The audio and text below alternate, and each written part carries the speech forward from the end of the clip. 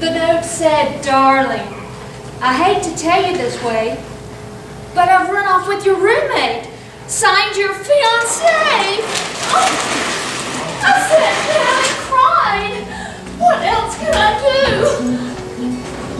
That's when I noticed that my car keys were missing too. And my favorite sweater. And my TV. And my stereo. My whole life crumbled before my eyes. Where was I to go? I ran to the supermarket in a blinding rage, craving foods I had not touched since I was 12 years of age. Not only did my man run out today, my boss let me go. I had been depressed before, but never quite this low. Yes, I guess I've been depressed, but ever this low, no. I ran up and down the aisles of the supermarket, crying and shaking and pulling things off the shelf, based solely on their carbohydrate, calorie, and cholesterol content. I didn't go overboard, just enough to get me through the night. So I threw my purchases down on the conveyor belt. They rolled up to the checkout girl. She looked at them. She looked at me, and she said, "Hey lady, can't you read the sign here says Express? I'll check you out if you have got 10 items or less. But you've got 2, 4, 6, 8, 10, 11, 12, 13 things right here. If you want me to check you through, put 3 things back, my dear." "Well, no," I said defiantly, trying not to shake. Then she said, "Sweetheart, you don't need those Hostess Twinkies. You don't need that coffee cake. And those famous Amos cookies, well, they're grossly overpriced.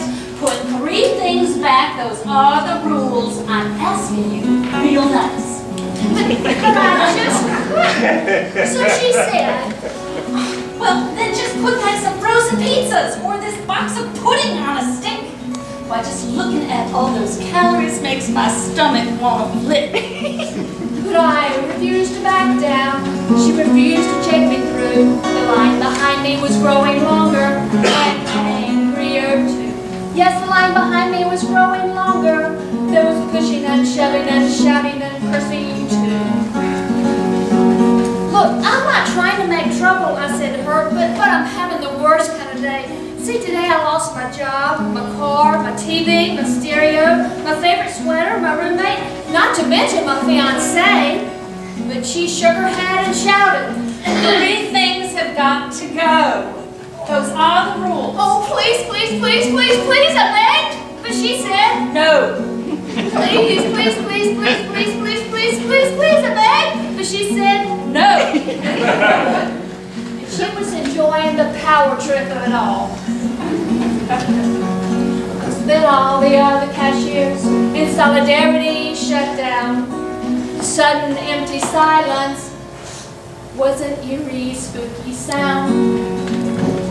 And all the customers started screaming, especially those with frozen foods.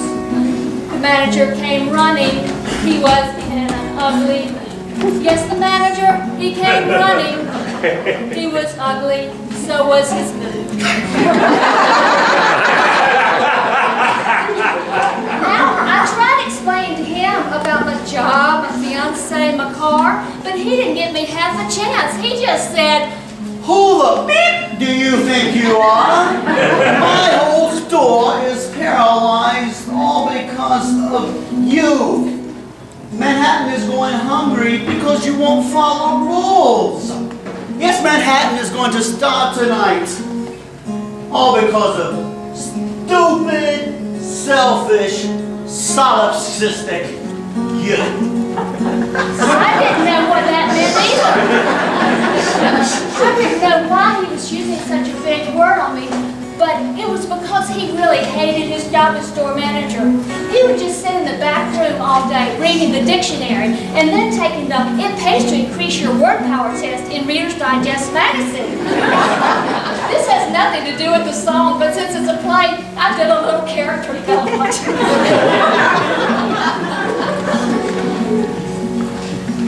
By now I must have looked real pitiful to Tears were streaming down my face.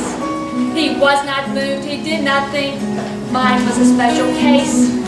So he grabbed me and he dragged me as I was sobbing towards the door, when a soft voice whispered, I've got 7 items. I'll take 3 of yours.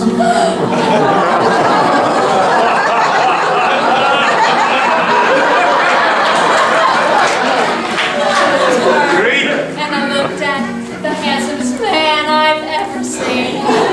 Silver hair, tweed suit, and a bow tie, eyes the bluest green. Well, the checkout girl was furious, but what else could she do?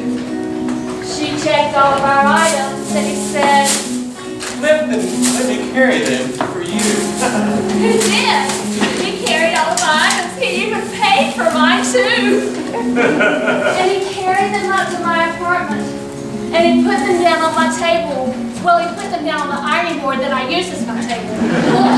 And he looked around my apartment and he said, You look like the kind of woman who shouldn't be having dinner by herself tonight. which I think was his way of saying, you look like you can't cook. But I let that go by. And he said, Please, allow me to take you to dinner. I would like to take you out to the Quilted Giraffe. and I thought to myself, the Quilted Giraffe, that's the most expensive restaurant in New York City. And I thought, why would he want to take me there? So I said to him, why are you being so nice to me? I don't even know you. I'm having such a terrible day. And he said, Well, I've got to do something to cheer myself up. You see, today I lost my job, and when I came home, I found a note stuck to the refrigerator from my fiancée. She had run off with someone else. and I said, are you kidding? The same thing happened to me. And he said, Yes, I'm kidding.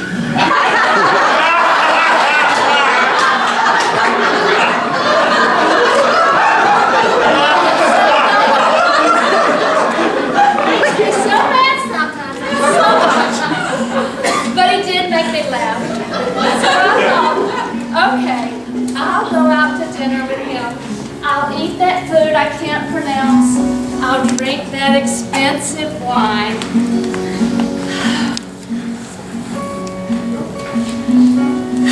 It was a wonderful, incredible meal. It totally changed my life. But some things are still the same. I still do my grocery shopping in that same grocery store.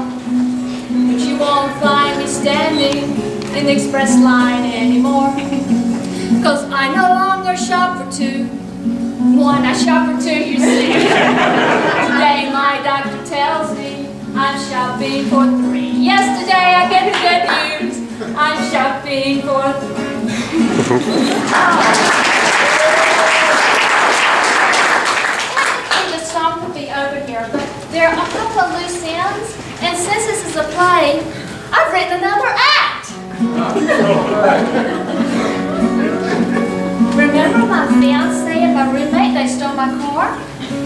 Well, my car broke down that night, and in a blinding thunderstorm, they hitchhiked back, and they had a terrible fight. They did not see that 68 Chevy come speeding around the curve. And who was that behind the wheel? That nasty checkout. I know what you're thinking. What an unbelievable coincidence. But guess who was sitting beside her? Her fiancé, the store manager. And what were they doing? They were having a terrible fight. It was like an epidemic that night. See, he was furious with her because she wouldn't check through the lady with the 13 items and paralyzed the store. And she was so mad with him because he let the guy with the bow tie pay for the 13 items and they both got out of the store and escaped. She thought they should have been arrested and executed in front of a firing squad. And when he didn't agree, she just knew they were incompatible and she was just inconsolable. She was going to drive the car right into those 2 strangers who happened to be my roommate and my fiancé, and they all 4 were going to die in a fire. Standing in the blinding thunderstorm, they all 4 were going to die in a fiery wreck. She was going to drive the Chevy off the levee, but the levee was wet.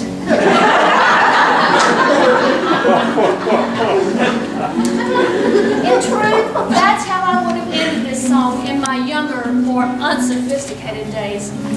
But now it's time for a kinder, a gentler ending. Well, check out girls slamming on the brakes, stop the time, off again the ride. My fiance fell in love with her. The store manager made my birthday cry.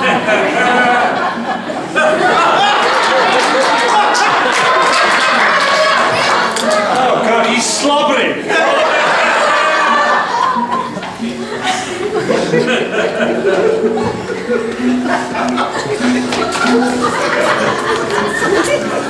Now she works stocking kitty litter on the campfire. When I see her on my shopping sprees, I flash my sweetest smile. Hi! Yeah! The crypto giraffe again last night!